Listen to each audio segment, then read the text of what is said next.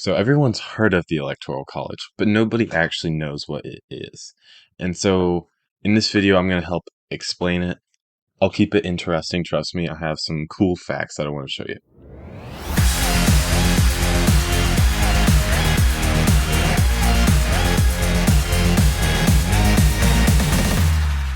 Hi, my name is Gabe Brandel. I'm going to teach you something cool. Here we go. If you mention the Electoral College in a room full of people, everybody's going to form opinions. Everybody's going to be like, I want it. I don't want it. We should abolish it. We should improve it.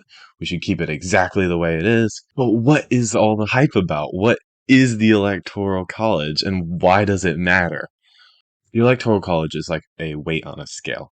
Something is really big and heavy on one side, and there's something small on the other side. And so the Electoral College, you take that, you implement it, and the smaller side starts to even out with the bigger side.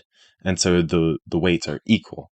And that way it makes it so that smaller, less populated states won't be at the mercy of the bigger, more populated states. And so I think in 1778, the founding fathers came up with this system to elect a president. And they create it in such a way that both the people and the states have a fair vote on who they believe will be a acceptable, good president for them.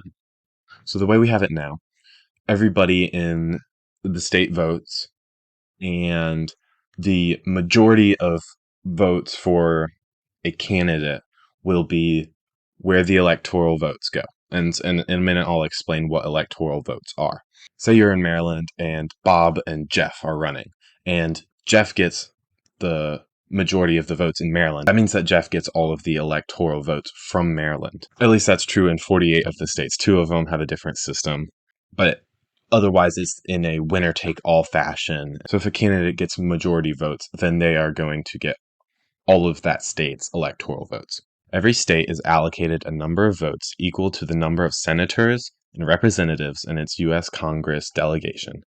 2 votes for its senators in the U.S. Senate plus a number of votes equal to the number of its congressional districts. Wyoming is the least populated state in the U.S. According to the 2020 census, Wyoming has a population of 576,851 people. That's USA Today. And has 3 electoral votes.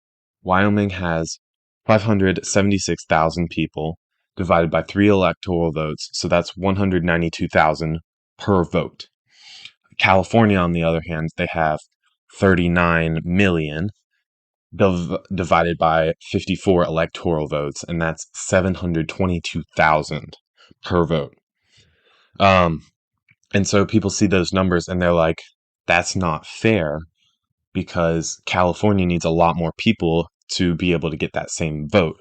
But the Electoral College makes it so that Wyoming gets the same vote value with less people. This is very important. The founding fathers knew that there would be states that were less populated, and so the Electoral College helps those states. If the alternative is counting everyone's vote and directly using that number to determine the president, the less populated states wouldn't stand a chance at all, because California, Texas, Florida, New York, and Pennsylvania have 1/3 of the U.S. population, just in those 5 states. Here's a ridiculous example. Say a presidential candidate is running and their campaign is to get rid of all garbage in 49 of the states, and they're all going to dump it in Wyoming.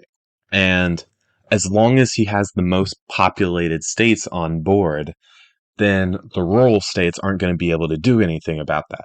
So if the rural states are worried about, oh, well, first he's going to dump it in Wyoming, maybe he'll start dumping it in our states too. So they're obviously going to vote against him, but they have less people. So they aren't going to be able to do anything about it, because these 5 states that he's going to campaign in are going to totally wipe out the rural states that have a lot less people. So if you want equality, this is the best way to do it. It gives states powers to do what is best for the people living there. Obviously, the people in Wyoming don't want their state to become a big trash dump for all of the other states. And so they don't want it. The state of Wyoming wants what's best for the people normally, and so they don't want that either. And so they're going to vote against that president. So we've established that smaller states have less people per for each electoral vote. But what does that mean? What is an electoral vote? In total, in the US, there are 538 votes, and a candidate needs the vote of at least 270 electors, um, more than half of all the electors, to win the presidential election. So each state has a certain amount of electoral votes that they are given. And this is according to the Constitution, which the founding fathers put in. They knew what they were doing in order to keep things equal so that you don't have the states with the most population ruling over the smaller, less populated states in America.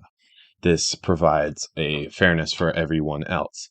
Other people say it's not democratic, but we aren't a democracy in the first place. We are a constitutional republic, and we have had the same constitution for over 200 years.